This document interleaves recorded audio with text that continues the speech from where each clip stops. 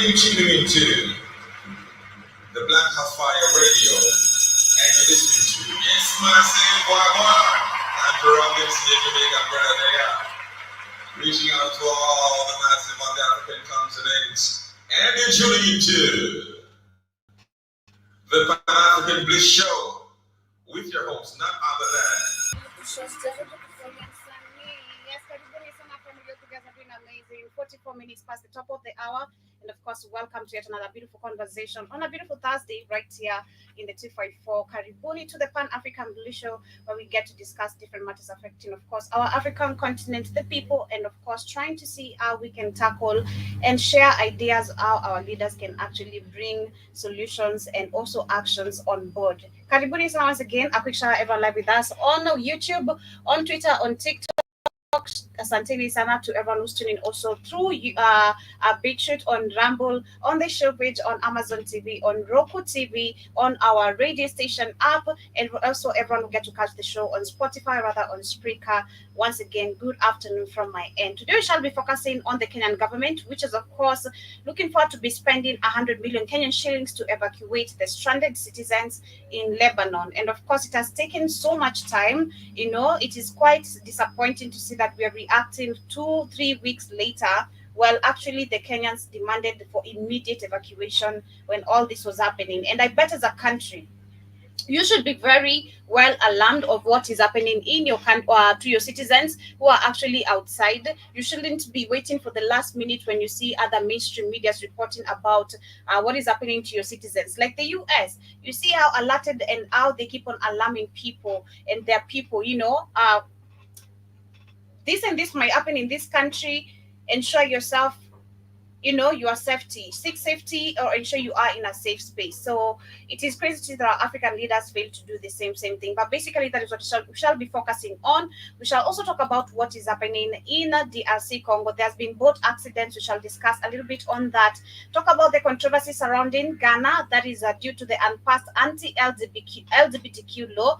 We shall also discuss what is happening also that is with the Cameroon president, who we shall be going back with a video checking on his history, because this man, when you talk about Museveni, Cameroon is also one of the countries that actually is suffering in terms of its leadership. The Cameroon president actually can barely, even sometimes he doesn't even know when he has summits to attend, meetings to attend, officials to meet. He's always questioning.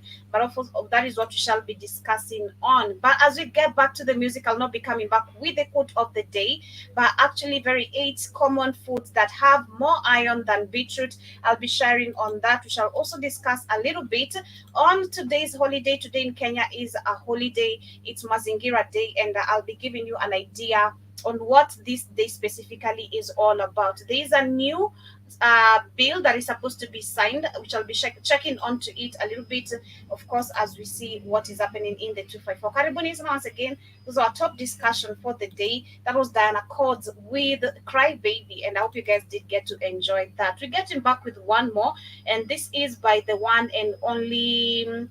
Let me see what I'm gonna play. I want to play an amazing jam because it's on a Thursday, man. It is on a Thursday, and the spirits are high. Catch me, of course, also tonight with Kamlesh on the Culture Show as we get to play amazing jams. Shout out to everyone on TikTok, Nashiki DJ Damsey. Shout out to Lumumba. Big up to Carol. Hope you guys are doing great, having a wonderful afternoon, a wonderful Thursday. Mine is fantastic. I think I'm gonna go with let's see. I'm trying to make a very quick decision. Okay, I think we might go with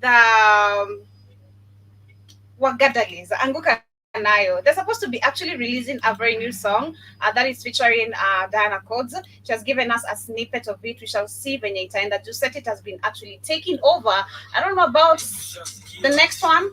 I shall go, but I'm looking forward. Big up to Calvin, King Nova, Kingston, Kenny, Karibuni sana you guys on the Pan-African Relation. Tushasikia kikiingia niko class huko ngabado unachukuliwa madam so naruka nayo kwa kibikiwa ngabado naruka nao huko single for now that is better saa sita ndo taniwai kupini location na kofana na iba ukate call niko chomba ya ji mina chukua utakuwa ilizo release acha nikushow kwanza form ya biton nishashika mpua na twende chini kwa chini akiwa hadi na mimi sasa tunasikiza shit city tuna feel free take a video na post pale NGC jina ni Kante Kurapsi ni talent G anguka na check it anguka na twende down low now stand up your feet mikono juu alafu click tuliza pesa alafu one leg anguka na one leg anguka na anguka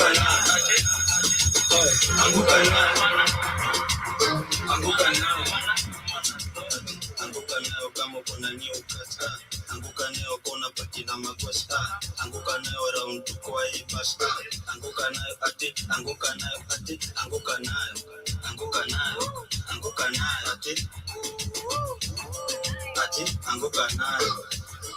ati anguka nayo na katika msupa weba chuka cheza chini ukipondeza matuta anguka nayo katika tushaitika ndaki matisho za watati step ama darling tangu serikali ni serikali tamka asali unajua ni nani flow mshaki tumetunga hapo tauni.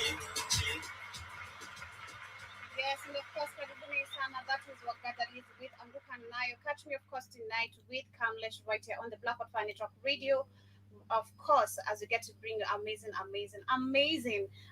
jams back to back. And of course, the good part about Thursdays is because when the Kamlesh is the DJ, you can mess up the BPM. You know, he gets to replay everything, anything you request. Unlike me, on Tuesdays, being the DJ, and of course having my DJ skills, we go with the BPM. Bakaribuni sana, in case you're also figuring out how you can be able to listen to that tonight, because of course you shall not be on YouTube. So in case you are on YouTube for the first time and you're here, I'd love to add you number one, subscribe. If you are on Twitter, also kindly come to YouTube, subscribe, or rather very easy and simple to also everyone who's on TikTok. Ensure you have our Black Hot Fire Network application. It's very easy for you to find it on the Google Play Store. If in case you're using any Android device, ensure you rush to the Google Play Store, search for Black Hot Fire Network, and trust me, you'll be finding us right there as you get to see what is actually happening, or as you get to stay updated also on the culture show or majority of the show, like the Vibe Show. Every morning it's aired on our network and also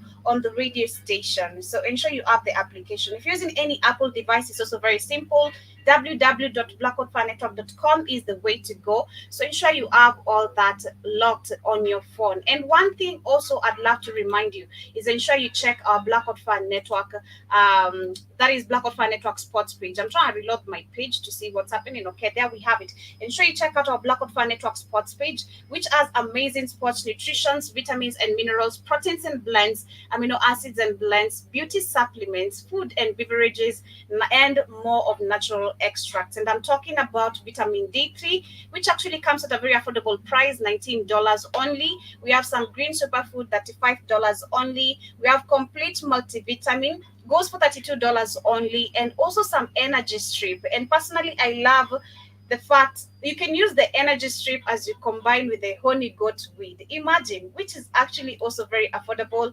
That is the energy strip, $28. Under the beauty products or the beauty supplements, we also have amazing supplements. We have the Alpha Energy, $40, Green and Focus Formula, $39, Consecutive Support, $29, and also the Cologne Gentle Cleanse, $35. We also have amazing beverages. Ensure you check them out. In case you are a person of coffee, every morning, check our Black Hot Fire Network application on the sports page. And of course, you have the Manuka honey. Personally, I love and want to try the Manuka honey. $59 only. We also have the mushroom coffee fusion coming from the Lion's Mane chaga, which is $36. We also have the hemp coffee, which is $32, and you also have Brazilian blend, $31, and much more on the natural nutrients or supplements that you'd love to check. The honey goat weed, very affordable, $33. We have the Lion's Mane mushroom, $33, turmeric gummies, $22,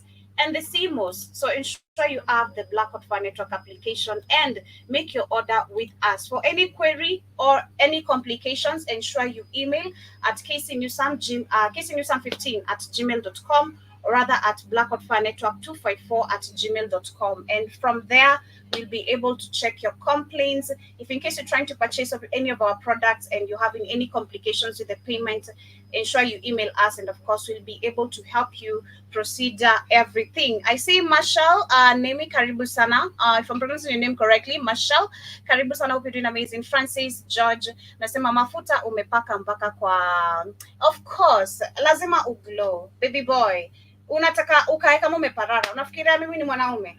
Wasichana lazima tukae tumeglow, kuglow lazima, okay? And when you have the glow, it's just there.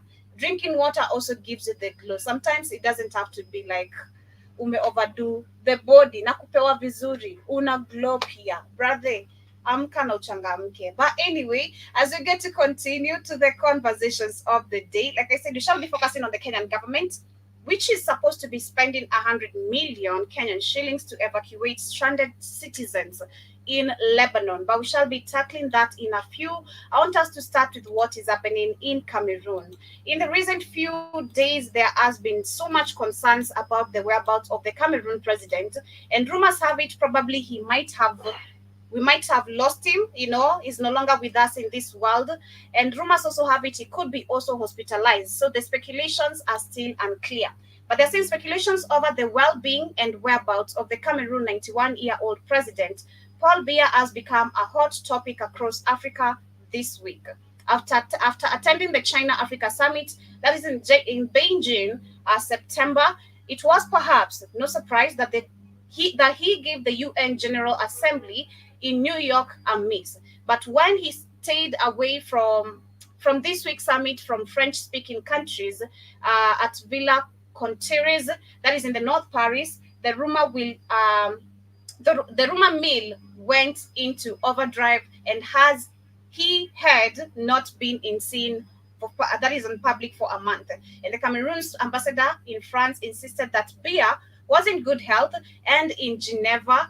Actually, he's at a habitual base where it's away from home. And they're also adding that other sources suggest that this was because he needed to rest under medical supervision, and after a heavy diplomatic schedule in July and August.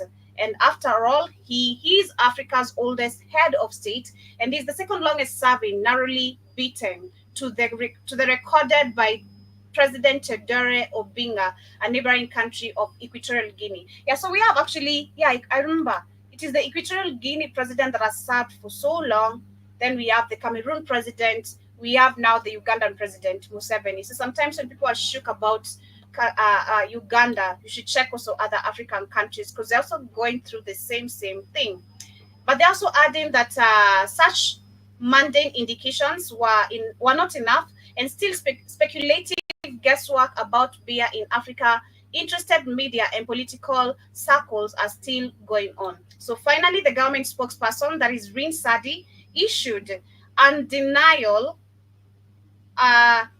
formal of denial of the rumors, adding that the president will return home in the next few days, and that the head of the president's private office with him in Geneva also said that he was in excellent health. But remember the video I shared about this guy some time back, before I even continue the rest of the article, as I get to share a video about him and his history of leadership, which is full of dictatorship and of course corruption. Like we know most of the African leaders, they continue with nepotism, because I bet if after he dies, probably the son might take over, or someone from his family. It has always been nepotism, corruption, and so much going on.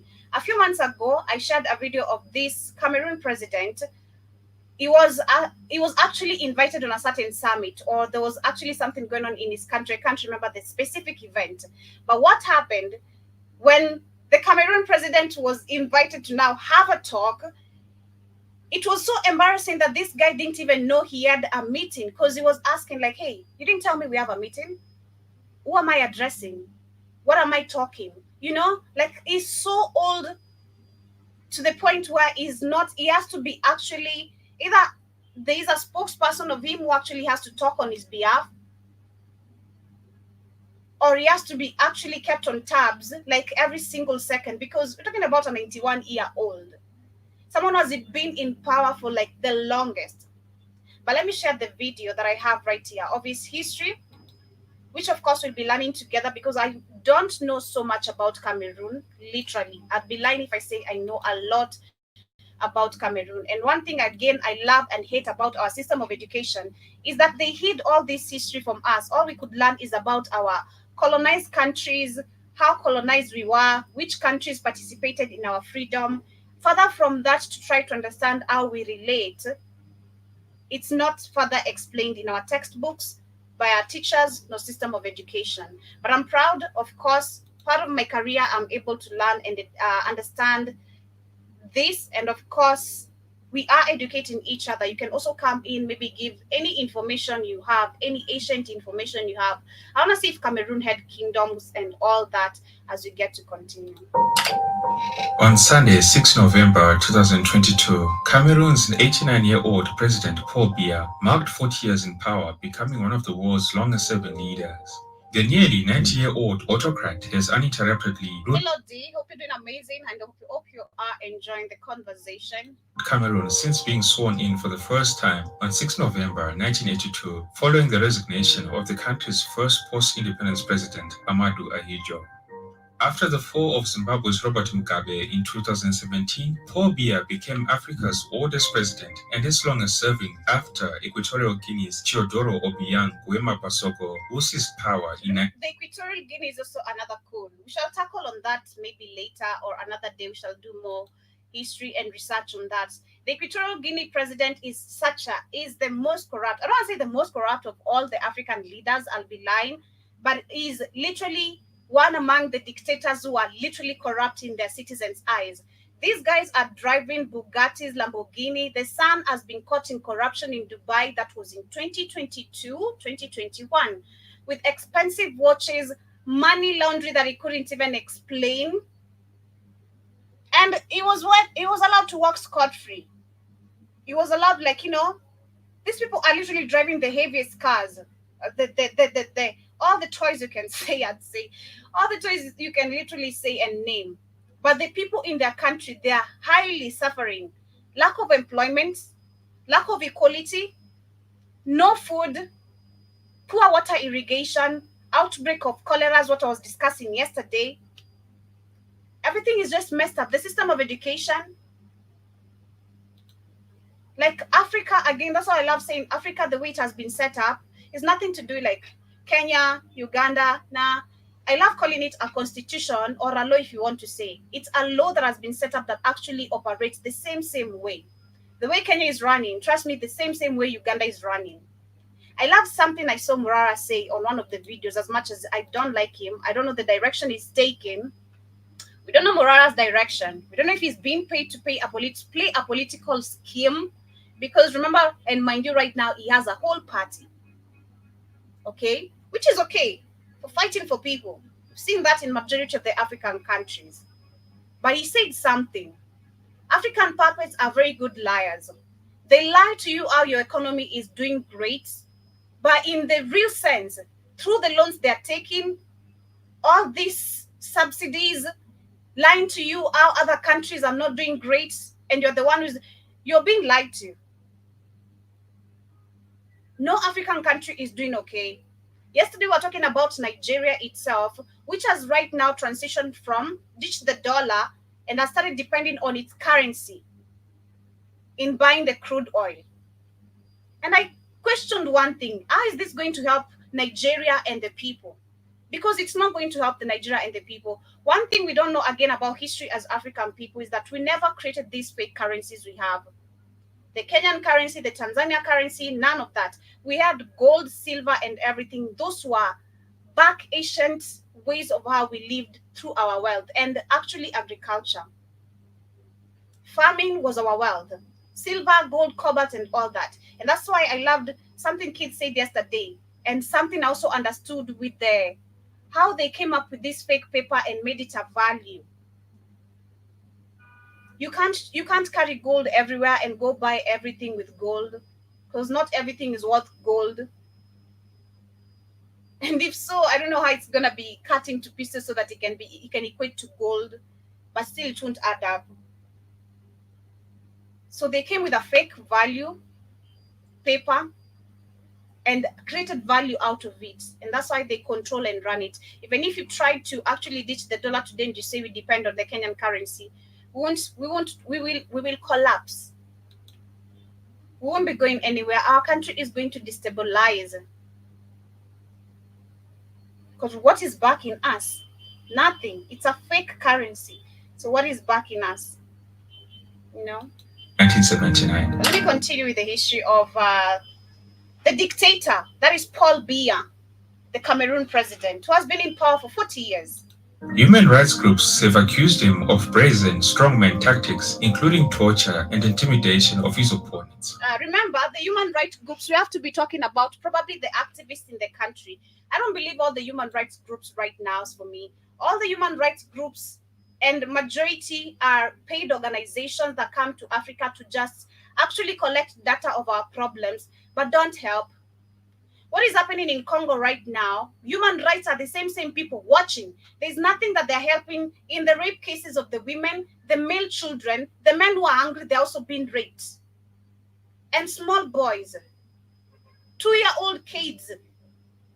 There's nothing the Human Rights Watch is doing. We have two groups. I've understood we have two groups of human rights.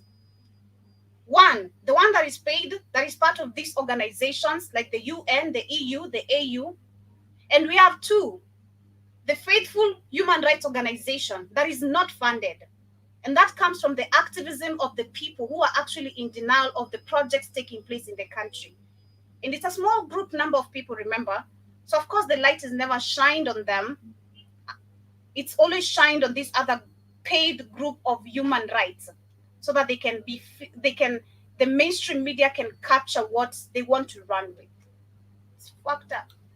In this episode of African Biographics, we look at the rise to power of because if they wanted to remove him in power, if the human rights have understood this for so long, he's been a dictator.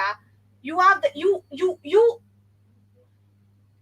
should gather with the rest of the human rights in the continent and the world if really you work towards humanity and get rid of these people who are in power, because it's nothing hard. Understanding power and the elites in power, it's nothing hard to remove a 91-year-old in power. Come on. Cameroon's strongman, Paul Biya, and how he has managed to hold on to power for so long. Paul Biya was born in 1933 in the southern Cameroonian village of Mvomeka.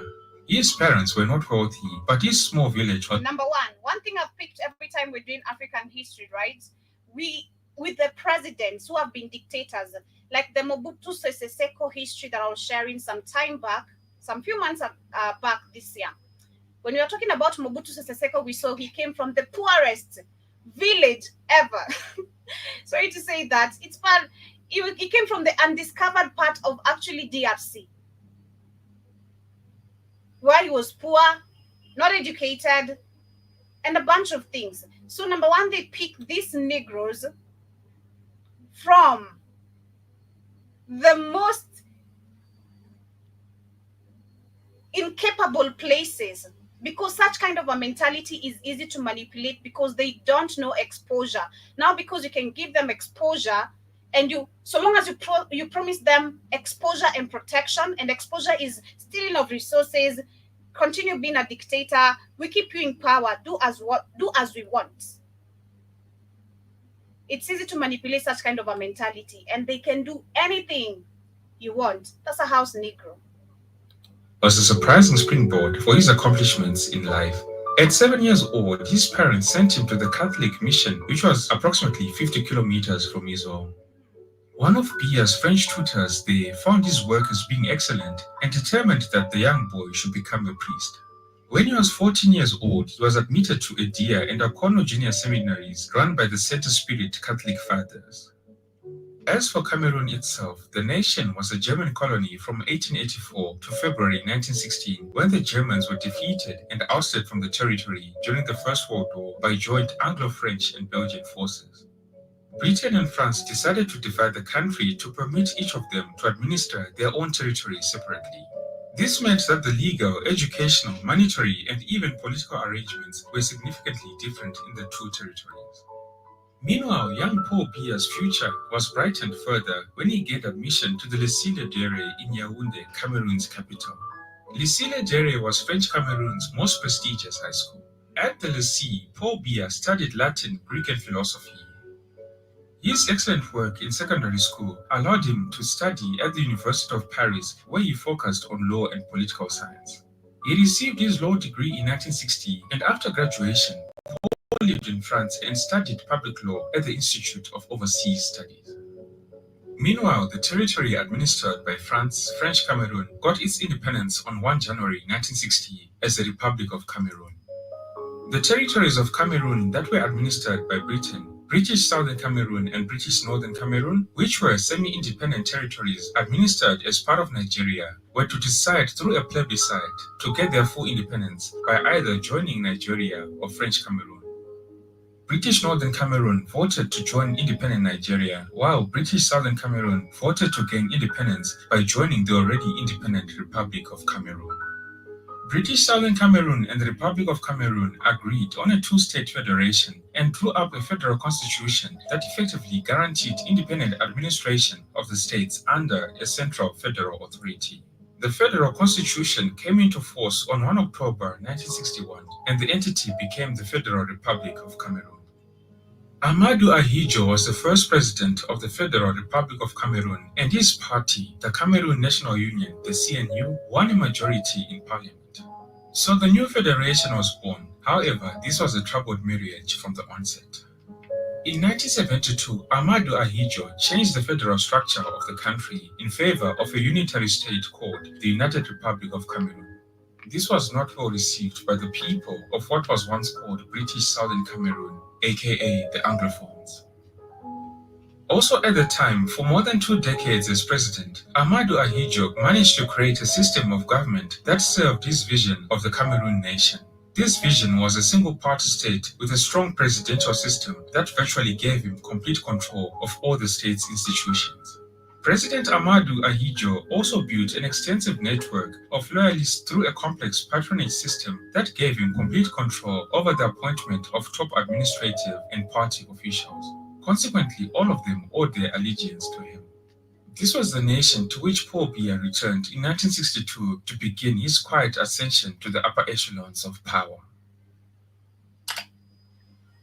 When Paul Biya returned to Cameroon, he got a job in the government and was put in charge of the Department of Foreign Development Aid. That position reported directly to President Ahidjo and also gave the young Paul Biya experience in financial management on an international scale. Paul Biya's relationship with the president was a fascinating one, and one that would define his future. Over time, President Amadou Ahidjo became Paul Biya's political mentor, and the two became very close. Their backgrounds and even their personalities were very different, however. President Ahidjo had worked as a telephone operator before becoming president, and he had only an elementary school education. Although Paul Biya came from humble beginnings, he was highly educated and enjoyed classical music and tennis. Despite these differences, Paul Biya became a loyal follower of the president. Under President Ahidjo, Paul Biya held a number of positions. He worked as Chief of the Cabinet, Secretary General of the Presidency, and Minister of State, becoming Cameroon's highest-ranking minister. In 1975, Amadou Ahidjo chose Paul Biya as Prime Minister, a position he held until 1982. This made Paul Biya President Ahidjo's legal successor. Now, November 6, 1982 is a very significant day in the history of Cameroon, and the events surrounding that day are still debated by historians. On that very day, President Ahidjo, citing health concerns, resigned as president. As was required by the constitution, he handed over the presidency to Paul Biya. The action stunned the nation. Paul Biya was largely unknown to the populace, and he was untried as head of state. However, Amadou Ahidjo's resignation and his retention of the chairmanship of the CNU party made it clear to the public that he intended to rest physically while continuing to rule behind the scenes, with Paul Biya as his rubber stamp in charge of the day-to-day affairs of government. Amadou Ahidjo, like many, believed the party head position to be superior to that of president. Since the presidency had become his personal estate, Amadou Ahidjo was under the impression that he could return to office after his medical treatment, and his choice of Paul Biya was informed by his belief that Paul Biya was the least ambitious and most docile of his collaborators. He also believed that Paul Biya could be easily controlled, even from the hospital bed. Like I said, As it turned out, both Ahidjo and the people underestimated the quiet and humble Paul Biya. Paul Biya methodically began to assert himself, stamping his image on the nation's life and institutions. He reshuffled the old cabinet in June of 1983, and this action left the former President Ahidjo angered and frustrated because he had not been consulted. In August of 1983, a coup attempt against Paul Biya was seen as an effort by Ahidjo to regain power and influence. This failed coup d'etat resulted in Ahidjo's forced resignation from the party chairmanship and his exile to France. A month after the coup attempt, Paul Biya convened an emergency party congress in Yaoundé and was elected party chairman. Paul Biya then called for a presidential election in January of 1984, 1 year ahead of schedule. He emerged from that election as president of the republic, leaving behind the stigma of being called Ahidjo's president. But more drama was to ensue in the early days of Paul Biya's presidency. In early 1984, Paul Biya announced that he would soon rotate the Republican Guard in charge of presidential security. The Republican Guard was a paramilitary body that Amadou Ahidjo had created to protect himself, and one that was apparently better trained and equipped than the country's armed forces. Most members of the Palace Republican Guard came from Ahidjo's stronghold in the north.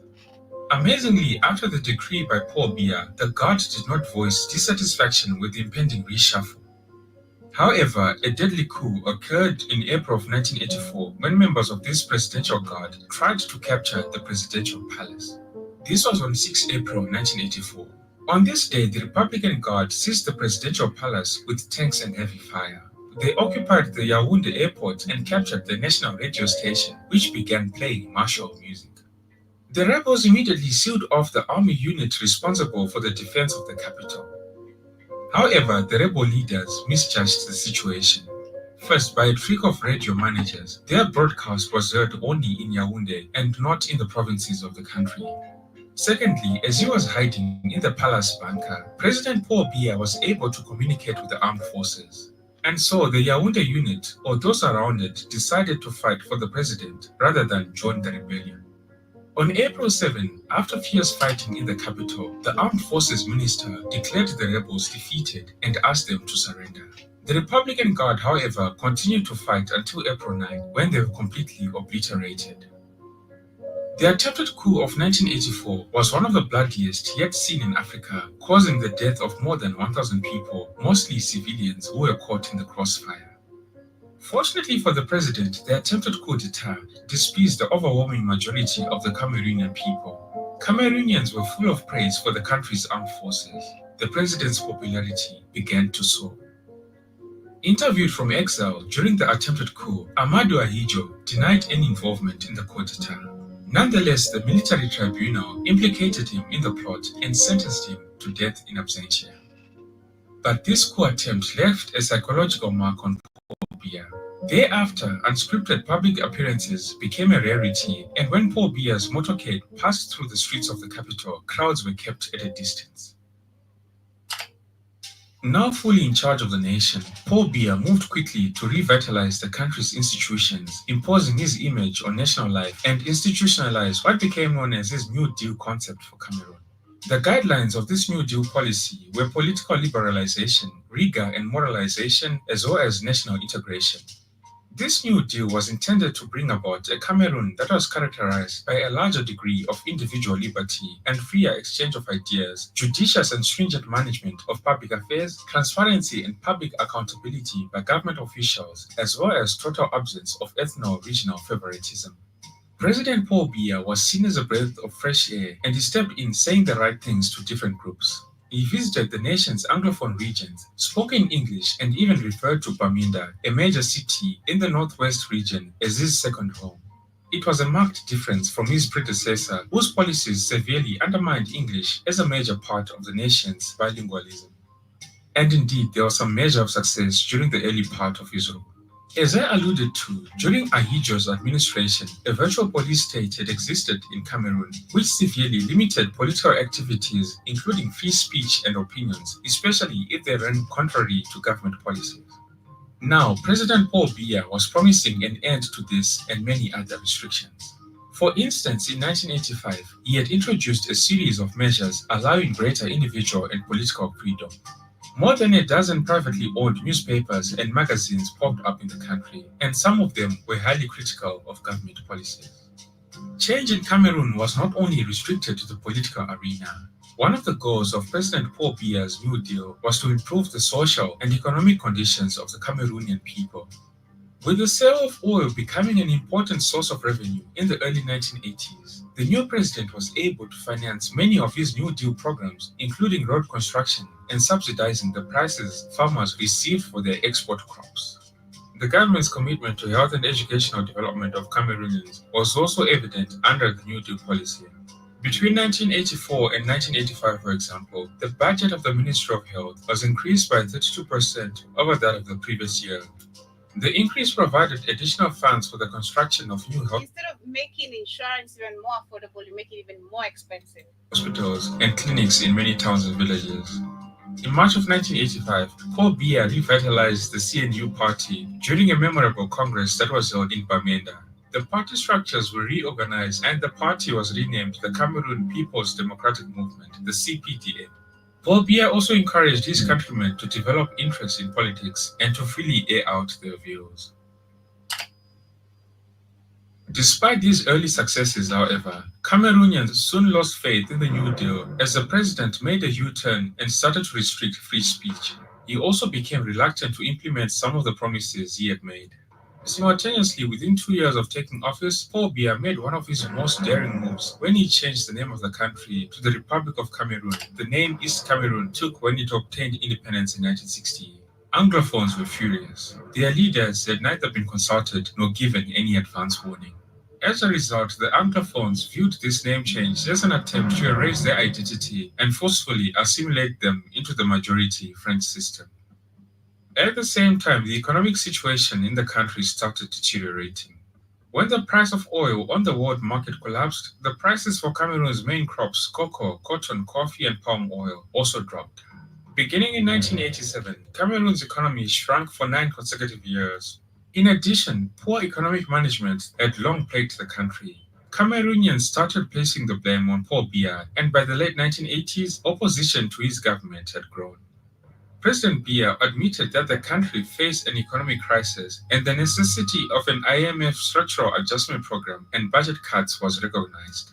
The realization that Cameroon had not been able to change the dependent nature of its economy, regardless of the economic progress made since independence, was a cause of much frustration.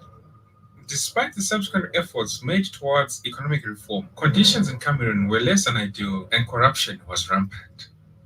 By 1998, Cameroon was classed as the most corrupt country in the world by Transparency International.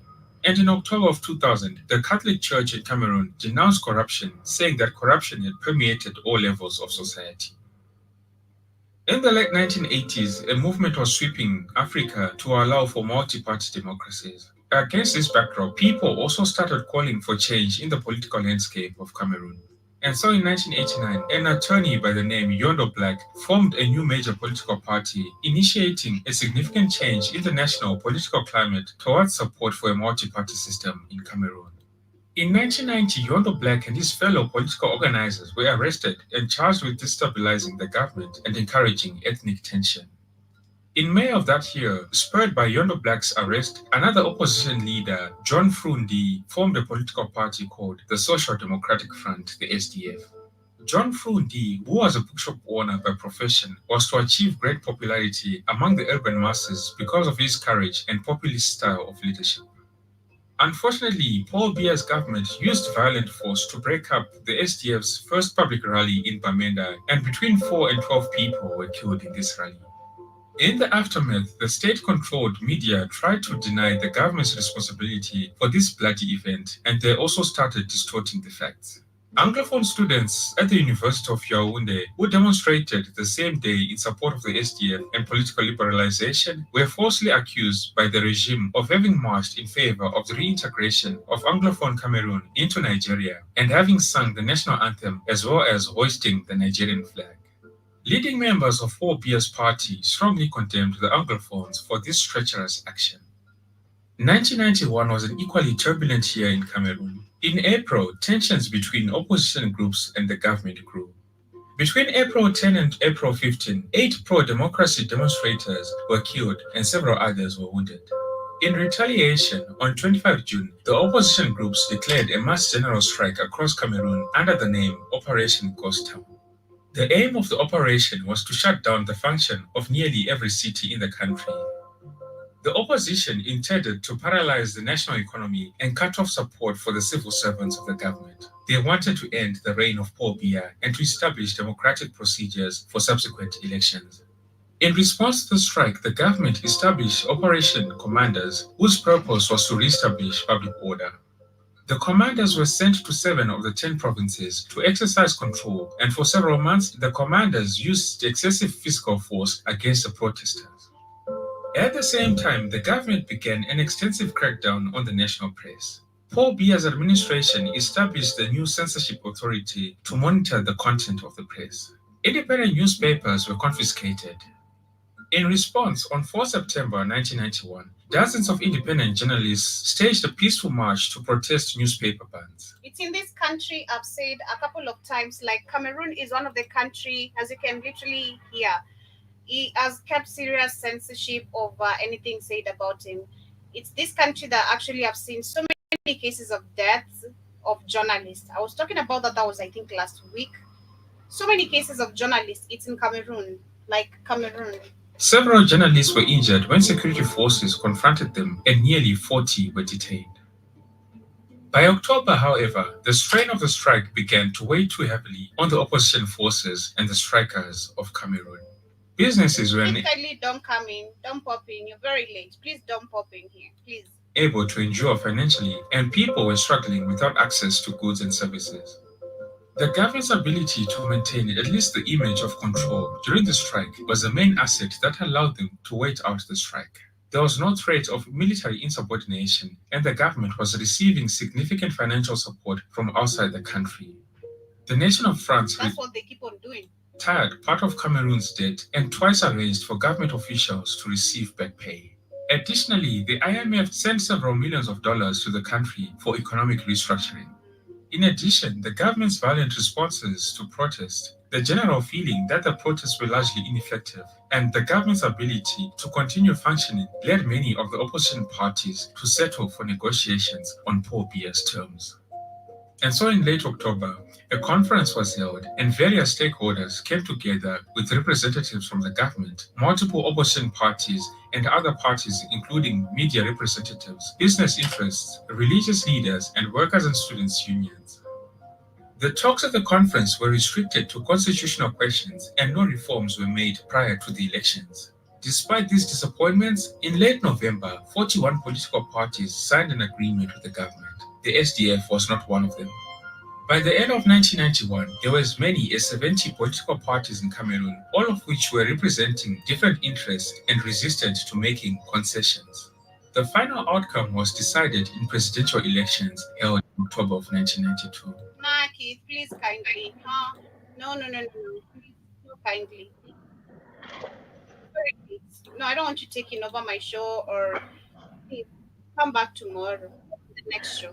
For I that, wasn't gonna pop in until you talked your mess. But you had you had to talk your mess, Joby. what did I Instead of do? just you know what you did. You had to talk your mess. And I was gonna leave it alone.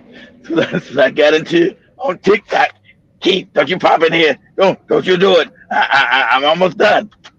Yeah, because I'm almost done. I'm winding up. I'm not capping. I'm almost done. I'm almost done. And I'm sharing this issue of the Cameroon president who has been, there's been speculations of him missing and that people He's are dead. down his He's dead. dead.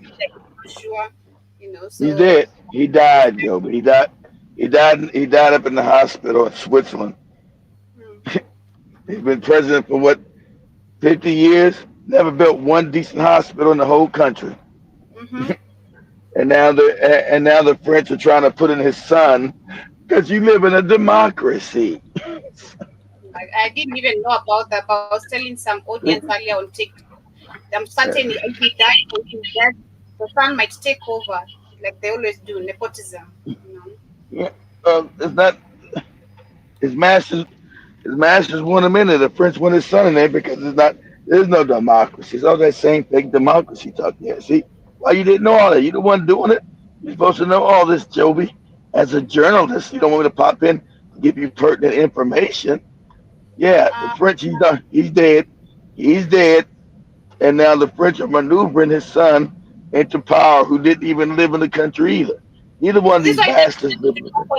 I didn't want you to pop on my show because you're coming to you're coming to talk about the same thing I'm talking about.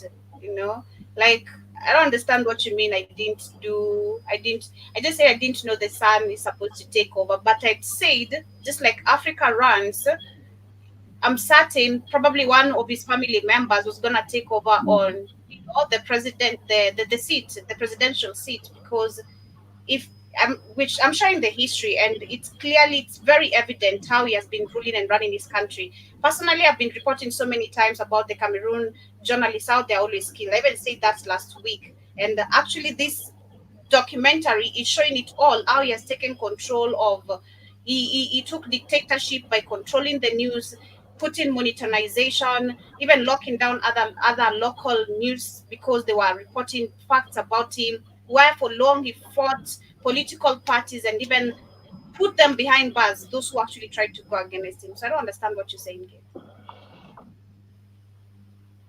What? Where you going? No, because you come in here to say, it's my work to do. I'm just doing I, exactly what I don't understand what I, you're saying. calm down, Joe. You getting all crazy. Calm down. We're all crazy. I'm saying you didn't realize that was his son that they were putting in. I said I just came to bring you some more information. That's it.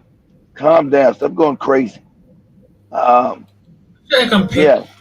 rife with intimidation, violence, fraud, and electoral irregularities, Paul Biya won only 40% of the vote, but his two opponents, though gathering between them 55%, split the vote, leaving Biya as being the victor. Even though many people suspected these elections were fraudulent, the president was supported by the former colonial power, France, which continued to be involved in the country through Of cooperation. course. France, therefore, had a big interest in supporting Paul Biya to make sure its economic interests in the country would not be threatened. Eventually, the free resources that stemmed from foreign aid gave Paul Biya the means necessary to ensure his position in office in this time of great political and economic upheaval. Despite the myriad of challenges facing him, Paul Biya managed to hold on to power using underhand maneuvers. His rule was extended with victories in the multi-party elections held in 1997 and 2004. The presidential term had also been extended, first to 5 and then later to 7 years. These elections were marred by irregularities, although the 2004 election experienced fewer problems than the others and was generally viewed as free and fair. In 2007, Paul Biya announced his plan to revise the constitution, where the biggest change was eliminating the limit of two presidential mandates. In February of 2008, a popular revolt erupted against his plan. The level of repression was brutal. Hundreds of protesters were killed and thousands were arrested. However, in April of that year, the National Assembly passed a controversial constitutional amendment abolishing presidential term limits, thereby providing Paul Biya with the option to run again in the future, in which he did in the year 2011. In October 2018, Paul Biya won a seventh term in a vote that was marked by low turnout and voter intimidation. President Paul Biya's Achilles heel is the ongoing Anglophone crisis in Cameroon. Since independence, the Anglophones have staged several protests against perceived unfair economic and institutional discrimination, marginalization, and inequality in the appointment of public administrators. This has often caused a periodic outburst of violence, especially when government forces attempt to repress protesters. For instance, in October 2016, lawyers went on strike in an effort to force the government to stop appointing Francophone magistrates who spoke no English and had no training in common law to preside over courts in the Anglophone regions. During peaceful demonstrations in the cities of Bamenda and Bua, the lawyers were roughly manhandled by government security forces. Teachers soon came out in support of the lawyers. The teachers wanted the government to stop posting Francophone teachers who spoke no English to teach subjects other than French in Anglophone schools. Since then, there have been violent armed confrontations between the secessionist groups and the regular military. The United Nations say that the rebel conflict has killed more than 3,000 people and displaced more than half a million since fighting broke out in 2017. Civilians, particularly public service personnel and traditional leaders, are often targeted by both sides. The Anglophone crisis has been a true test of Paul Biya's leadership, and unfortunately, the octogenarian hasn't risen to the occasion, to say the least. Cameroon is in a state of deep crisis. Many commentators and critics say that Paul Biya's extraordinary political longevity can be ascribed to a mixture of astuteness and charisma. Paul Biya has a close-knit group of loyalists who hold key positions and crushes or sidelines opponents and rivals. Many analysts also point to the role that corruption has played in entrenching Paul Biya's regime, with the spoils of this corruption allegedly going to his allies in government, the security forces, and Paul Biya's family. Meanwhile, Paul Biya has also been accused of being the absent president. An organization called the Organized Crime and Corruption Reporting Project, in a report in 2018, found that Paul Biya spent at least 4.5 years of his first 35 years in power on private visits abroad, at an estimated cost of more than $65 million. In some years, Paul Biya spent about a third of the year out of his home country. The vast majority of these trips are to Geneva, Switzerland, where Paul Biya frequents the five-star Intercontinental Hotel, accompanied by his wife and a cabal of up to 50 people, often with government jobs. This is while, according to the United Nations, over 55% of Cameroonians live in poverty, which affects several aspects of their life, from health to education, living conditions, and work, among others. On Sunday, It's messed up. the 6th November 2022, President Paul Biya marked 40 years in power, but any talk of who might succeed Paul Biya, who turns 90 in February of 2023, is strictly taboo in government circles and in Cameroon as a whole. Paul Biya looks set to be Cameroon's president for life. Yeah, so he is like we've had he's either dead or sick, but it's been confirmed he's dead because the mainstream media has not confirmed any of that information.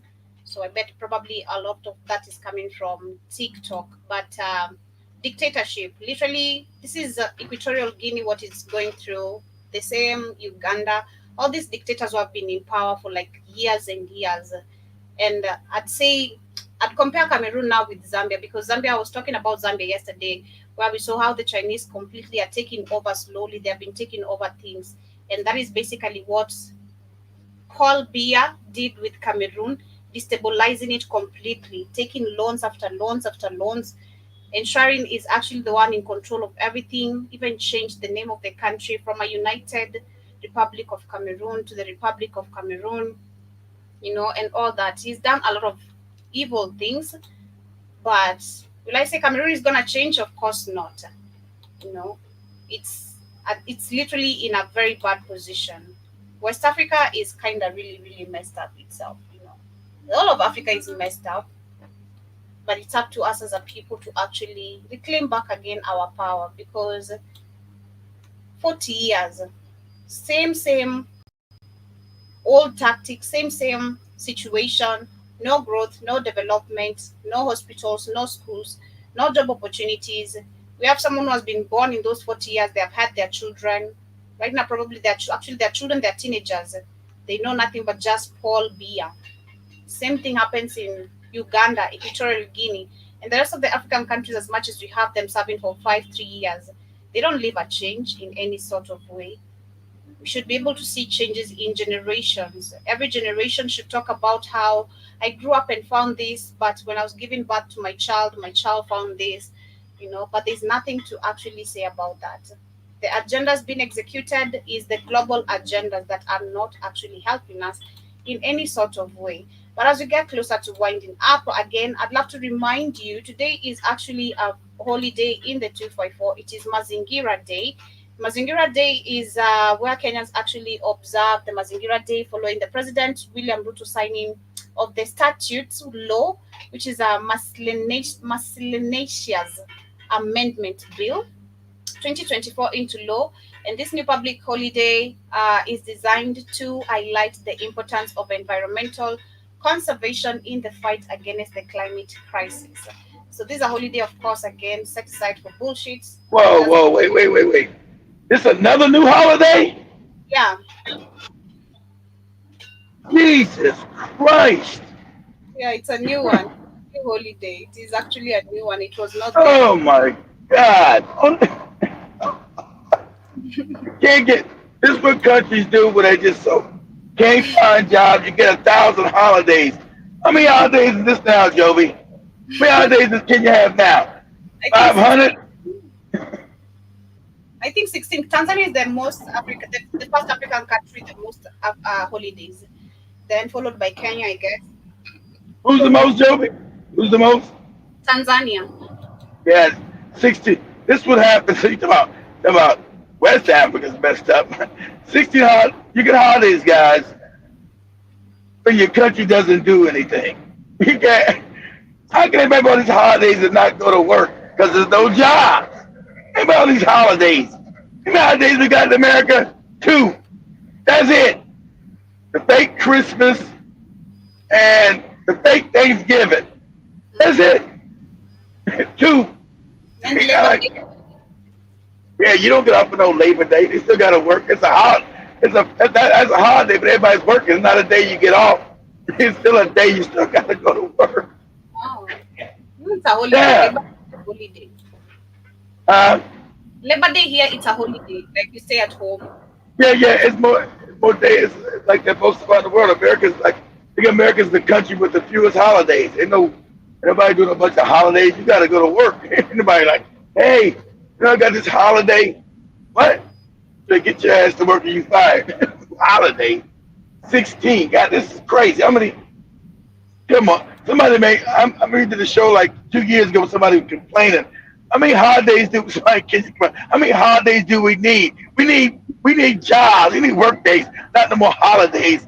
It was some show you did. Somebody complained about all these holidays in Kenya. I agree. Jesus Christ, another one. And more to come because I think still in between the month we have another one. Then November, first of Wow. November, if I'm not wrong. You need a holiday from the last holiday. It's crazy. But as we wrap it up with what is happening in Ghana, Ghana has been facing, of course, rather there's been demonstrations going on for the past few weeks, and there is still the controversy of the unpassed anti-LGBTQ law. LGBTQ law. So let me share A with demonstration was held in Accra, Ghana on Tuesday to call for the approval of the anti-LGBTQ law. This law was adopted by Parliament on February 28th, currently pending presidential assent. The reason given is that not all parties submitted their request within the deadline set by the court, as stated in a press release issued on Monday. This proposed law, if enacted, will impose prison sentence ranging from 3 to 10 years on anyone identifying as a member or supporting the LGBTQ community. The legislation is effectively stalled as the presidency indicated back in March that it would await the Supreme Court's decision before making a statement. Supporters of the law accuse the president of yielding to international pressure, fearing potential loss of funding. However, these Exactly. accusations have yet to Because receive a since response. since there's not a lot of white people that live in Ghana, enough of them. You got white people there, but not enough like a Botswana, a Namibia, a South Africa, Mozambique, and Angola. Like I showed the world, all the white people move back to Angola. That's why you got these homosexual laws in these other African countries, because you got a bunch of white people living in them, and that's their culture. And they force black people to adopt their culture. You got white people in Ghana, of course, like every African country, but not enough to sway what black people say we're not going to accept. And so they've already passed. They already said, listen, we don't want this shit here. But the corrupt bastards in power, the white man already told them, you Negroes better not sign that. Okay? You better do what you're told. Okay? Just like you got last week, you got Kofi Adana, this fat moron talking about we need help from the Europeans to come back in and deal with the Sahel traitor Ibrahim. I'm telling you, get them to start invading these other Negroes. That's the only way you're gonna do it. You got to invade other African countries. That's why you're gonna do it because you got too many sellouts, too many coons, too many backward ass Negroes. You gotta. He just said, told the EU, please come back in and you're not in the Sahel. Why are you worried about the Sahel? Why are you worried about it? My European masters are upset. They want that place of Africa back. And I say, we need the Europeans to come back and what? Create more terrorism there? Terrorism comes from them, not from any fake uh, Arabic, whatever you call it, terrorists, Arabic nationalists, all this little fake ass terms you use. Abraham, Sahel, well, you guys get strong enough, invade these other weak ass African countries. See, the whole thing with Africa, white man doesn't want to give them real military. Invade their ass and take it over. You like China, you invade that ass, you take it over. All these weak ass African countries, you go all the way down to Cameroon, you invade that too. Straight to the Congo. Because none of them have, here's the dirty secret. No African has any real military. Because the white man doesn't want to have a real military. That's true. That's true. We have to create our own, and then we have to go help Exactly. other African countries. I do agree with Yes. you. You know, but as we wind up, we also have the Kenyan government, which is actually supposed to be spending 100 million Kenyan shillings in evacuating the stranded Kenyans in Lebanon. This comes in, of course, weeks after, because we have 1,500 Kenyans who are actually there and they're stuck there. They're Good actually luck with estimating. that. They say that it is estimated that more than 26,000 Kenyans are within the high risk areas following the ongoing range between Israel and Lebanon. The Prime Minister says that at least 1,500 Kenyans have already notified authorities of their urgent need of help, adding to some are, however, comfortable where they are. That is a lie. That is a fucking lie. Pardon my language. One jab, I've thrown one. That is a very big lie because we've been seeing videos. If you're talking about 26, and they are wiping out completely without caring, bombs. You bombs are being thrown everywhere. Where They know meaning, that's a lie. They know they're there, but Kenya's a weak country. Sorry, Camlish. how Kenya's a am I weak. comfortable Kenya's, where people are being yeah, bombed? yeah, exactly. They, Toby, they know they're being bombed. They know there's Kenyans and Nigerians and Ghanaians and Ugandans and all the other Africans there. That's why you got the Nigerians are upset right now saying, why do we, because you got Lebanese in their country. Why do we treat the Lebanese good when they treat us like crap in their countries? They got our people being bombed right now. Why we got these Lebanese with being good? Ask yourself that question, African. Why do you love on everybody while they treat you like shit? You need that. That's a question you should have been asked. And Joe was asking this a lot. Why do you treat them good when they're in your countries? And you smile in their face. And all other kind of ridiculous shit. And then when you're over in their country, you get bombed. And you know your government's not gonna say nothing. Act of See, war. These are acts of war. And of yeah, course, you because don't got no real military to go to war. yeah, if it was us, probably that would be bombed back for having their women Oh, actually. Joby, you don't know if you had Lebanese women and another African country was fighting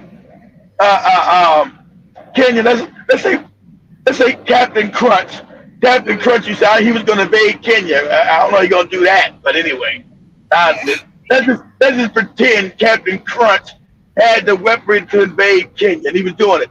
And it was Lebanese getting bombed in Kenya. First thing he would do, Lebanese would say, "Hey, you black bastards, both y'all better stop until we get our women out of there. Mhm. Both of you better knock it out till we get our people out of there. Now, when we get our people out, you go back to kill each other. We don't give a shit what you do once our women are out of there." That would have been told to you. And one of these African goofballs would have did it. They would have stopped and they said they would have supplied the plane. Oh, we supplying a plane for their women to get back to Lebanon, and you would have paid for it, not the Lebanese. You would have paid for the shit because they would have told you, you better stop it till we get our women out of there. So that what Very, Africans should have been did that. They ain't like Lebanon's no strong country. It's a poor country. very Poor. crazy. But African men, good luck with that. African women don't go out of Africa. You got no protection. I hate to tell you this. People get act like they get mad when I tell you it's right in front of your face. Don't you leave no Africa. Your men will not protect you. They're scared of every other man on the planet. These are just facts. Not my opinion. These are facts which you see all the time. There's cowards to every other man on the planet. Don't go out of your country to go work be somebody else's slave because they do not like you and not want you there. And we want you safe. I know these despots ain't made no jobs for you. Somehow find a way. Don't go to nobody else's country that do not like you. You Right? can Do go, not. you don't listen. That's your problem. That's all I'm gonna say. Because how many times do you wanna be told you're not a child? You are a whole grown up, okay? Probably breastfeeding. Someone who has, you do whatever you want. You are a goddamn adult. You've been told a couple of times. I'm not gonna keep on telling these women and feeling sorry. I'm so sorry. You've been told a couple of times. Wow. You've been told. Wow. I'm gonna just right now. I'm gonna be actually brutally honest. I'm not gonna say like the Wow. way men say. They take their backache cultures there. No, you've been told. You've been seen. Until you're expecting, you wait until it happens to you so you can actually understand. Hey, this is serious. When you're dead, stop messing Wow. around. Sell tomatoes, sell onions, sell anything you can sell, even if it's your body. But stop going outside there. And I'm not even encouraging prostitution. Wow. Period. That's how I'm winding up. John Mosquito, Karibu Sana. Hope you're doing amazing. But before we wind up, again, family, and to everyone who's new here on YouTube, on Twitter, if you are on Twitter again, I'd love to remind you kindly come on YouTube so you can be able to stay notified or make your comments on our show because on Twitter, we're not able to actually see any comments that are being made over there. And actually, once you do that, make sure you also go to the Google Play Store, then download our app. If you're using any Android device on the Google Play Store is where you can find us, Black Hot Fire Network. Any Apple users, www.blackhotfirenetwork.com is the way to go, our website. And of course, once you have the application on the upper left, you are able to explore the page. You can check us out on our show page where we're streaming live. On the TV section, we're also there. If you have an Amazon TV on Roku TV, you know what's up. You can see me and of course ensure you are downloading and also you are purchasing supplements. We have amazing sports nutrition, vitamins and minerals. If in case you're wondering where to find this on our app, it's under the Black Hot Fire BHFN Sports store. That is where you can find all these amazing sports nutrition, vitamin and minerals, proteins and blends, amino acids blends, beauty supplements, food and beverages, and so much more. And at a very affordable price. I'd remind you again, it's very affordable. And you can get a discount once you make your first passage or even two. Talk to us very nicely. You're gonna get a discount. We have vitamin D3, which is at comes or goes for $19. We have green superfood $35. We also have the complete multivitamin, $32. We also have the energy strips, which personally I say if you combine this with the honey goat weed, you have all the energy, baby. Keep it thriving. And also ensure you check out our beauty supplements. We have the Alpha Energy. That is $40. We also have the brain forecast formula. Ensure she's reasoning well, JJ. Ensure get her. It's only $39. Consecutive support $29, and also we have the colon gentle cleanse. Don't let her have messed up colon kindly or him. Yeah. $35. I gotta use it. I've been eating a lot of bad food back in the day, so I ordered me some too. I gotta clean up my colon. Just Yeah. in And also just in case. yeah, and please, you're not gonna go approach any South African or any African woman with your colon messed up. You better have they're not you gonna know. know. Ah, They're not gonna know my colon's messed up, Joe. I'll eventually know because why are you taking medicine? So why aren't you taking medicine? Something is wrong with you. I'll eventually know. See how you're moving around, rushing to the toilet all the time. Are you okay? Like you know. So have the beverages family. For those who are interested in coffee, if you are a coffee lover, this is very organic. We have Manuka coffee honey. Personally, I'd love to try that. $59. The mushroom coffee fusion coming from the Lion Maize and Chaga, $36. We also have the hemp coffee blend, medium roast, $32. Brazilian blend, $31. And under the natural extracts, we also have amazing turmeric gummies, that is $22. Honey goat weed, remember, combine it with the energy strip. Imagine all that is You just know, you don't want to combine all that with Joby said because you'll never go down, guys. You got to live life. You can't walk around with your penis hard all day. You got to live your life. if Don't be you're going trying. to be a woman, you need the energy strip and you need the honey goat feed. If you know your energy has been messed up, kindly energize yourself. We also have the lion's mace family. We also have the CMOS and of course a lot more if you explore the page. And like I said yesterday, and keep on reminding you in case you want to add anything, want us to add anything. Once you order the product you have any review, kindly ensure you email us at kcnewsam15 at Yeah, gmail.com. there's more products coming, guys. Like, um, my guy is sick right now, so he ain't been taking them. He's sick right now, so like I said, every week there'd be 7 to 8 more products. I capped it off at around 200, so there'll be 200 products that black people usually need to use, to keep us healthy. So I capped it right up at about 200 right now. That's some new great product comes out. So every week when he gets back, between 6 to 7 new products will be up on the website. Yeah. But yeah, so much love family. Make sure you check all that out. You can only have that by downloading the Wow. app. Shout out to Mosquito once again. And everyone who's tuning in right now. We are Black coming black women, to show black how you women. Let me do a disclaimer. Let me disclaimer. I love you, black women. I'm not joking. I want you to be safe. You're the I want you foundation guys of our to be civilization. safe. I also want you to be safe. Your safety is also as a woman, I support safety. Like women, I believe with the most how do I say, like I want to use And we like eggs, okay? We need to be taken care of and take care of check it. ourselves. You Yeah. know, we like eggs. Once we drop like this, destroy everything. That's it. Yeah. Once we have that shell, that's it. Like we're gonna get killed. that's, a, We don't that's a have good someone to analogy. and all That's a that. So good.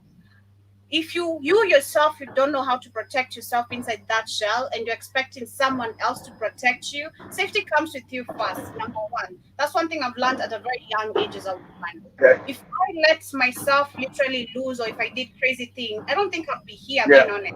If I made crazy True. choices because people offered me crazy That's true. choices, I'd That's not be true. here. But because I wanted to guard myself and I knew what I wanted, I got here. And still knowing But what I want, I'm my but shell. From but you're right, Joe. But you may be smarter than other women. Other women might not have your intuition. Other women might not have your sense, your inborn knowledge. if you So don't have the intuition you learn from the environment, you don't need to have the intuition to be told this is wrong, this is right, to understand if I take this okay, action it's gonna lead me. I believe through environment and also people stories should make you learn a lot. But listen, all don't right. just listen, don't observe and also observe. Observe as much as you're observing. Observe, don't absorb everything. There's some things to absorb, some things to just let go, taking the most important information.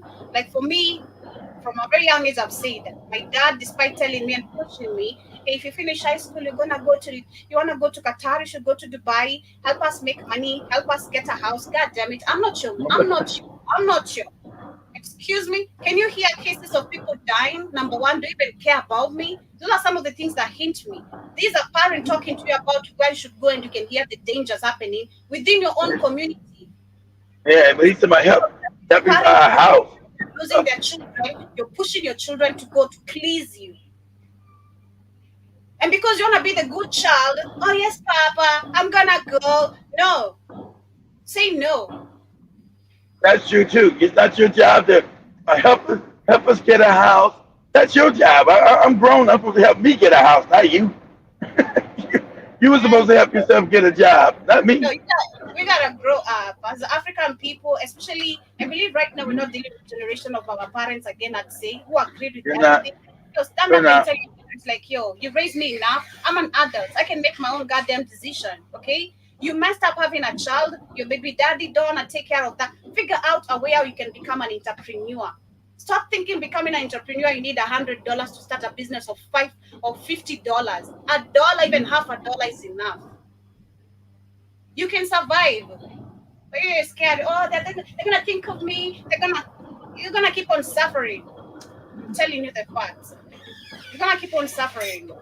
Women, you love to start loving yourself first before you seek help from other people. Know who you are. Know That's how true. delicate you are. You're not a man, you're gonna fight back other people like, hey, you know, as much as I'm a fighter, I understand I'm a woman. There's some things like I'm like, I'm not going there. There's some things I'm like, I'm gonna knock the shit out of you. You're not gonna mess with me. You're gonna have Great to become motivational, great motivational speech by Joby. I don't think yeah, this you're gonna is the truth. I don't think this motivational speech is gonna reach Airtime's playlist. I don't know. I know This is it's the hard. real one. I don't want it to reach anyone. You just have to understand as a woman who you are. We're very delicate for crying out. You're like a baby. You're not a child, but you're like a baby. Take care of yourself. You can't be having every sperm acting on you. You can't be having every energy being poured on you. Protect True. yourself, okay? Protect yourself. You can't allow people to be. Let me tell you, even me as a maid, when I was working as a maid, I didn't allow people to Yeah. beat me up around. I looked at the situation, you can beat me up around, and I'm like, you don't want me to use the washing machine? You want me to do laundry like this? Fine. But I'm not going to allow you to talk to me crazy. Excuse me. I don't care if you pay me. Do you understand how I wake up? I'm having my back all the way. I'm washing your underwears and everything, and you're telling me what? What? You're You're washing not them even. underwear. You're washing Yeah, them underwear, Joby. I was washing even underwear as a kid. I'm not even capping. I was Of washing even. course, if you're the maid, of course you washing underwear. That's normal. I don't think it's that. It's not normal. You're not supposed to be washing any woman, especially a woman, because we have You're not. such If you're the maid, who's supposed to wash it then? your washing machine or yourself as you take a shower. God damn it, not Oh, me. take I'm a a shower.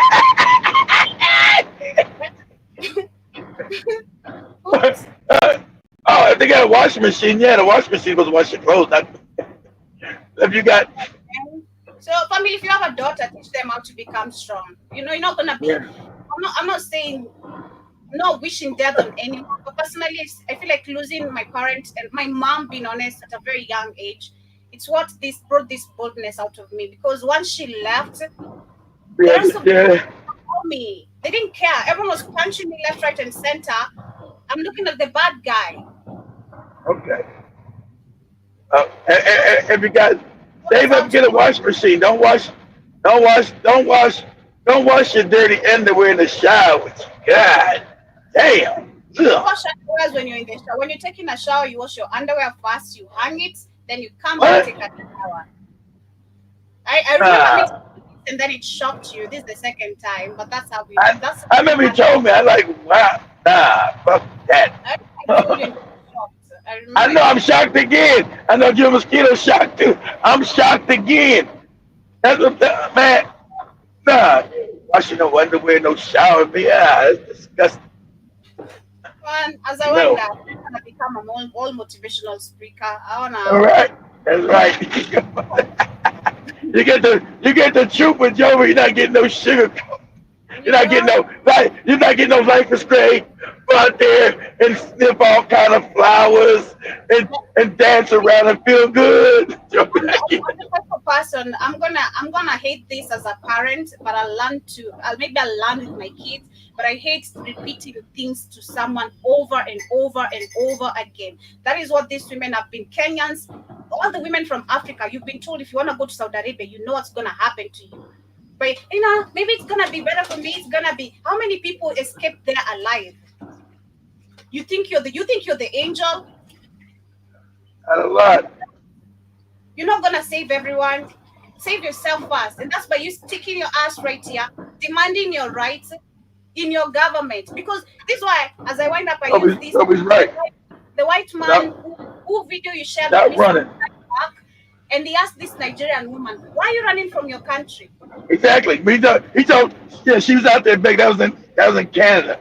Yeah, go and say. She said, why you? He said, he said her. He said, why you people, you black people, why Mm-hmm. you people always running? Why don't you ever build your shit over there? You come here to our countries, and then you want to beg and call me your brother. I'm not your brother. I'm not your brother, and I'm not giving you shit. I don't like you people. He was honest. She's like, what? Why don't you people? Maybe she said, it's the government. You are the government. Go back and change your government. You people don't do nothing but run. Now that white man told her, you people don't do nothing but run. You Exactly. people. Exactly. So you keep on running. The more opportunities Chinese are taking, the Indians, you run away, your space is actually immediately occupied. You know, the next time you come back, you're like, you're homeless. You You know, run I'm away coming. from you run away from Africa where everybody's running to Africa. You're the only people that run away from it. And I think I said, why are you people always running? He said you run to Canada, America, England, Europe. Why don't you ever run and fix your country? The government, brother, the government, brother. I'm not your goddamn brother. I don't even like you people. Go Yeah, back and stop. If you're going to do something, fix your own country. Stop running. yeah. So that's why that family, have yourselves a beautiful day. Yeah, you gotta have the intuition, but apart from intuition, listen, observe, don't observe everything again. Listen, observe, and also let your environment teach you things. Let the things you listen, don't just what you think. People love assuming a lot of things. You think everything is a joke. It's not. Not everything is a joke. Maybe when I Not go a, to the market, I hear someone talking things. I pay attention. I'm like, okay. That's how you reason. If it's making sense, if it is not, I'm like, I just giggle. You know, pay attention, and you learn a lot. Yeah. But Keep much your love. mouth, keep your mouth shut and listen. That's what I tell you to do. Yeah, keep your mouth shut and listen. And also watch where your legs are going. You can't be taking your legs everywhere, All right. Protect. You're in the house getting bombed. Hey, Yeah, help us! We're being bombed. Hey, I'm gonna tell you now, ladies. Kenya's only doing it in these other countries. They're gonna do it for to save face. They're not coming to save you because the bombs are not gonna stop. Israel said they're not gonna stop bombing them. yeah. So much love, family. See you guys later on the Black Kings frequency. Have yourself a beautiful day. And of course, come back on the BHFM countdown as you see what's happening with the crew. Utachimba gold Minnesota hadi LA Summer panties wanataka give niliwaambia watu matoka Silence na got a heavy rate Nikona kama unikati